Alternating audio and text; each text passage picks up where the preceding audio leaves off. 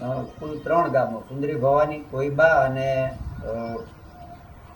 ઘનશ્યામપુર, આ 3 ગામોની સરકારી જમીનો એ ખોટા હુકમો બનાવી અને ખોટા સહી સિક્કા રબર સ્ટેમ્પ કરી અને આ કરવામાં કરેલું, અને એ ધ્યાન ઉપર આવતા એસઆઈટીની રચના થતા અને એસઆઈટીએ તપાસના અંતે જે કંઈ ગુનેગારો છે એમની ઉપર એફઆઈઆર દાખલ કરવા માટે મામલતદારશ્રી એટલે કે અમને અધિકૃત કર્યા અને ત્યારબાદ અમે આ એફઆઈઆર દાખલ કરી. કુલ કેટલી જમીન થાય છે અને આ જે કૌભાંડ છે એમાં આપણા જે વેરીફાઈ થયા છે એ તો આપણી ઓફિસમાં થયા છે, તો એમાં આપણા કોઈ કર્મચારીની સામે કેમ કોઈ કાર્યવાહી? અત્યારે હાલના તબક્કે કુલ જમીન જે છે એ 344.7 વીઘા જેટલી અંદાજિત જમીન થાય છે, એટલે કે 140 એકર જેવી જમીન થાય છે.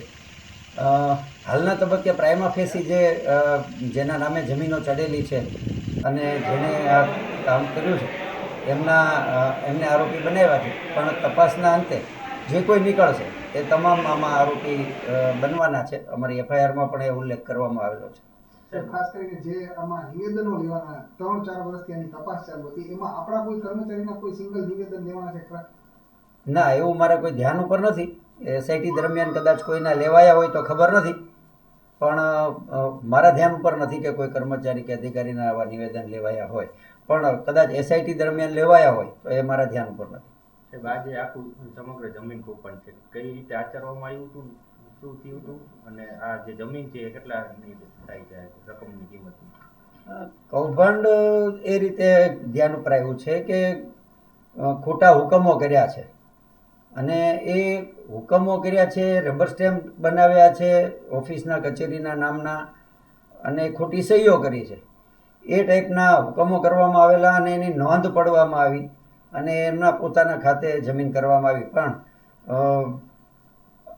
જ્યારે ધ્યાન ઉપર આવ્યું, કોઈ એક વ્યક્તિએ એની વિરુદ્ધમાં અરજી કરી છે કલેક્ટરમાં 2021માં, જગદીશભાઈ મુગટલાલ રાવલ કરીને છે, એમણે એમના વિરુદ્ધમાં અરજી કરેલી. ત્યારબાદ એસઆઈટીની રચના થઈ અને એસઆઈટીની તપાસના અંતે એ સાબિત થતાં એમાં આપણે પોલીસ ફરિયાદ દાખલ કરવાનું કીધું અને જમીનની અંદાજિત કિંમત 30 કરોડ 80 લાખ જેવી બજાર કિંમત થાય છે.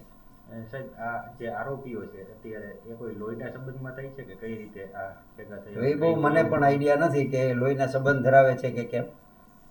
સાહેબ, જ્યારે ઘટના બની ત્યારે હળવદ સુરેન્દ્રનગર જિલ્લામાં હતું કંઈક એવા મેસેજ છે? ના, હળવદ સુરેન્દ્રનગર જિલ્લામાં નહીં હોઈ શકે, કારણ કે 2016માં નોંધ પડી, પહેલી નોંધ, પછી ક્રમશઃ નોંધો પડી છે, પણ 2016માં પહેલી નોંધ પડી, એટલે મોરબી જિલ્લો અસ્તિત્વમાં આવ્યો 2013માં અને ત્યારબાદનો આ બનાવ બનેલો છે, એટલે શક્ય છે કે મોરબી જિલ્લો બન્યા પછી જ આ બનાવ બની શકે. ખોટા દસ્તાવેજને જે સહી સિક્કાને ઊભા કરવામાં આવ્યા છે, નોંધ પાડવામાં આવી છે, તો નોંધ પાડવામાં આવી છે તો કોઈ કર્મચારીની કોઈ અધિકારીની સંડોવણી સામે આવી છે કે કઈ રીતે કામ કર્યું? હજુ સુધી એવી કોઈ સંડોવણી સામે આવી નથી, પણ તપાસના અંતે જો નીકળશે તો તમામ જે કોઈ આરોપીઓ હશે એના ઉપર કાર્યવાહી કરવામાં આવશે.